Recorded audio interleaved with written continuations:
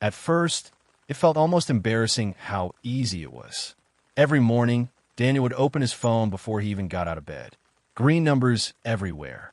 His portfolio, once a modest savings account built from years of careful budgeting, was now growing faster than he had ever imagined.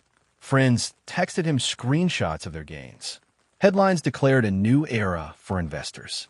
Social media was flooded with charts that only seemed to move in one direction: up. Daniel was a middle-class professional in his mid-30s. No finance degree, no insider connections, just discipline, curiosity, and a growing fear of being left behind. For years, he had done the right thing. Contributed to his 401k, avoided debt, saved consistently. But suddenly that felt slow. The market was booming, and everyone seemed to know exactly what to buy. He followed the advice that was everywhere: buy strong growth stocks, hold through volatility, ignore the noise. Influencers talked confidently about long-term conviction. Analysts on TV reassured viewers that pullbacks were healthy. Comment sections were full of people claiming life-changing gains. Daniel started small. A few popular tech stocks. An ETF everyone recommended. When those doubled, he felt validated. Smart. Early. When his account crossed six figures for the first time, something shifted inside him. This wasn't just investing anymore. It was identity.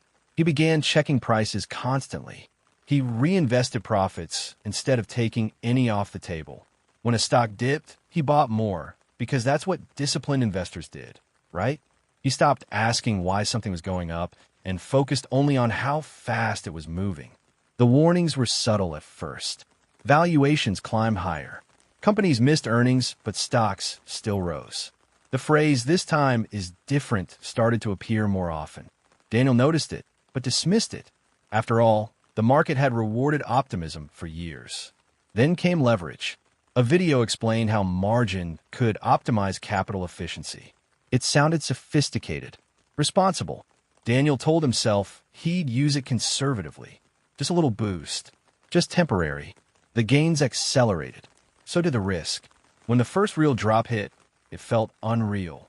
A sharp red day. Then another. News anchors blamed inflation. Then interest rates. Then geopolitics. Daniel refreshed his app obsessively, telling himself it would bounce back like it always had. It didn't. Margin calls came quietly, almost politely. A notification. An email. His broker wasn't panicking, but the numbers were. Losses compounded faster than gains ever had. Positions he believed in were sold automatically to cover debt. The control he thought he had vanished overnight. Daniel froze. Selling now would lock in losses. Holding might mean worse.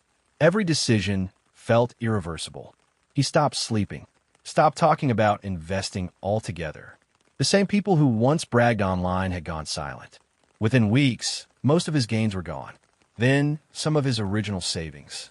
When the dust settled, years of careful financial discipline had been undone in a single market cycle. The hardest part wasn't the money. It was the realization. Daniel hadn't failed because the market betrayed him. He failed because he confused momentum with understanding. He followed popular advice without understanding the risk beneath it.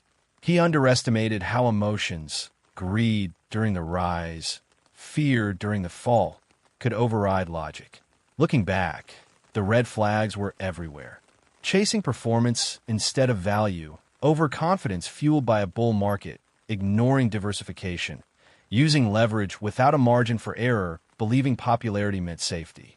The market didn't collapse overnight. His risk management did. Today, Daniel still invests, but differently. Slower, more deliberate. He focuses on downside protection, not just upside potential. He measures success by consistency, not screenshots. The lesson he learned is simple, but uncomfortable. Markets reward patience, punish overconfidence, and expose emotional decisions when conditions change. Easy money feels smartest right before it disappears. And the most dangerous risk is believing risk no longer exists.